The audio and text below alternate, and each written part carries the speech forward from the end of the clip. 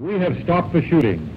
That means much to the fighting men and their families, and it will allow some of the grievous wounds of Korea to heal. Therefore, I am thankful. The task now is to put the ceasefire agreement into full effect and get down to working out an enduring settlement of the Korean problem. I cannot find it in me to exult in this hour. Rather, it is a time for prayer, that we may succeed in our difficult endeavor to turn this armistice to the advantage of mankind.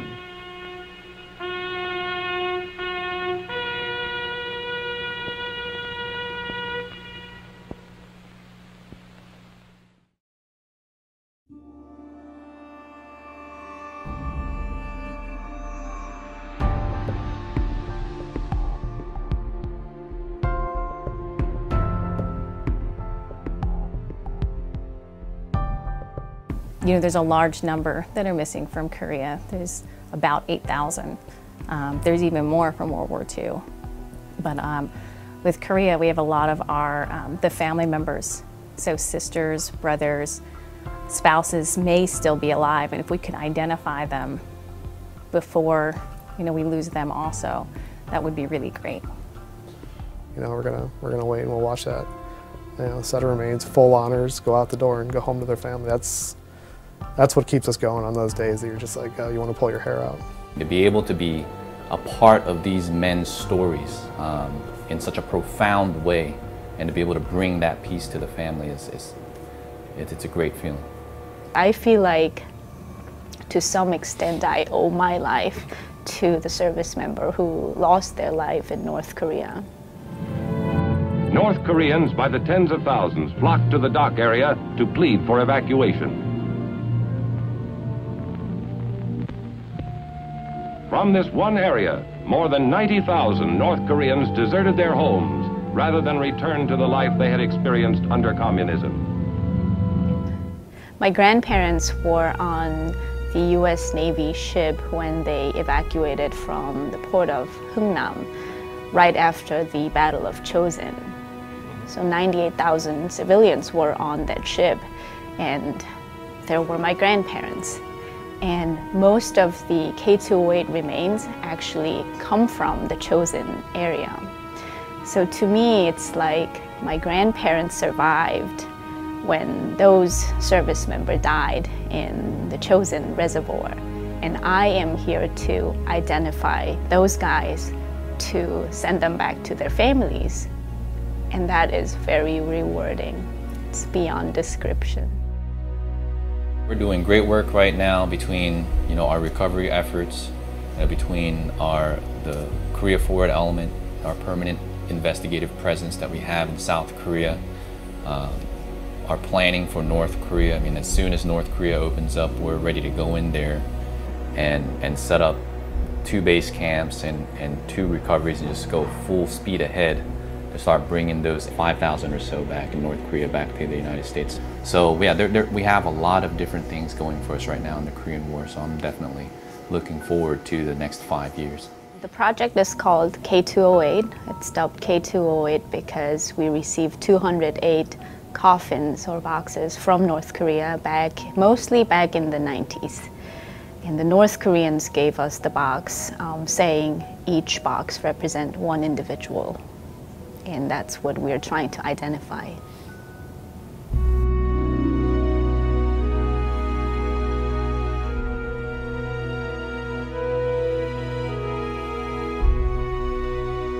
We're chartered with trying to conduct research and analysis, and then eventually an investigation on site to find and repatriate U.S. service members that are unaccounted for from the Korean War.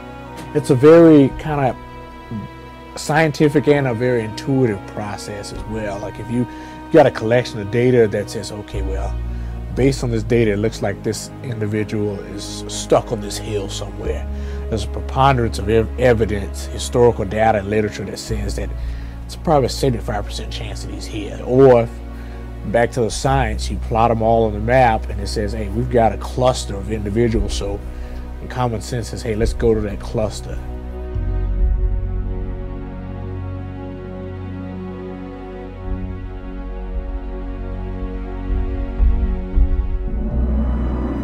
of the Korean War unknowns are buried here on Oahu at the National Memorial Cemetery of the Pacific. Originally, there were 867 sets of remains that were buried there. And our project has been going on, really the main portion of our project started in 2005. And since then, we've had 26 exhumations out of the punch bowl for Korea, and we've had 22 identifications. So we have 3 historians that really do a lot of the background research for us. So it's really a multidisciplinary approach that we're using. It's a little bit different in that, these are remains that have been looked at previously and have gone through an extensive process back in the 50s of trying to identify who these individuals were, and they were deemed that they were unidentifiable and then buried with military honors at the punch bowl here. We are starting to work up lists that give us an idea of who they could possibly be. So that's where the historians come in. We come into that first part of the process. Is we look at unresolved casualties, recovery locations, and then we try to cast that net as wide as possible for the first time, and then say, all right, what's the best chance of, even if it's just a, slight chance that this guy could be in this area, we want to include him for that very first list. What we can do from our research is kind of rebuild, almost kind of put the battle back into context in Korea. Between us and K208 and our field recoveries, the list of guys that we have to compare against the unknowns is always shrinking. It always is.